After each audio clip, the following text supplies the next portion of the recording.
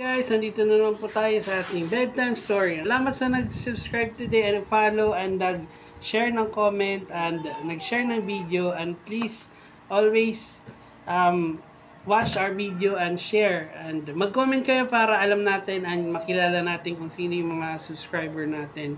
And sa lahat ng followers and subscriber, thank you. And please watch kayo ng mga gig namin. Parati kayo manood. Thank you po. Bedtime Story by Kuya Marky. Kwento mo, share mo. Life at work. Lahat sasabihin with no hold bars. Okay, let's start. Ang ating bedtime story for today is kwento to ng incident last Saturday. Pero hi guys, ang ating bedtime story is an incident last Saturday. Smooth naman, maraming tao, marami tayong nakilala.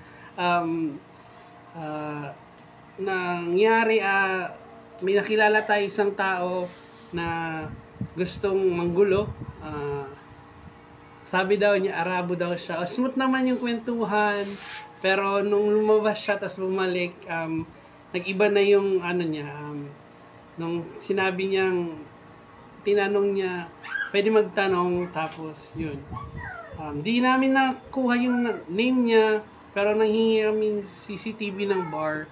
Pero last Saturday pa yun, sana ma-actionan. Tapos, ang alam namin, ang narinig namin, Arabo daw siya. Pero Pilipino siya. Ayaw niya ng Pilipino daw. Tapos tinanong niya kung masama ba ang Pilipino. Yun. Sabi ko lang, depende sa kausap. Kayo, anong opinion nyo sa Pilipino daw? Yun. Mag-ingat na lang sa mga taong kakwentuhan, baka ano nang mangyari. Pagmatsyag, alamin kung taga saan and para hindi mapahamak. Okay? Tapos, ano pa ba? Nalaman namin, galit siya sa Pinoy. Ayun. Sabi niya, galit siya sa Pinoy. Tapos, maya-maya, lumabas. Paglabas, pagbalik, lahat na lang, nagpa-pakyo na siya. Pakyo na siya ng pakyo. Pakyo siya ng pakyo. Hanggang di kami magkaintindihan. Tinatanong namin kung bakit. Ang sinasabi lang niya, pakyo man. Pakyo man. Ayun. Wala. Hanggang umalis sila, sabi ko sa waiter, kailangan ng CCTV kasi nag-aamok yung lalaki. Sana kung nasan ka man, mag-ingat ka and sana hindi na maulit. Kung galit ka sa Pinoy, pag-usapan natin yan.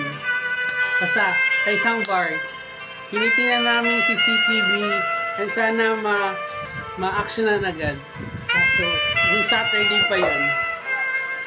Salamat po sa nagkwento. Kung may kwento kayo, pwede nyo i-share. Kung may alam kayo, i-send nyo sa amin para ma-share natin. And, mas maganda na may alam. Bedtime Story by Kuya Marky. Kwento mo, share mo. Life at work.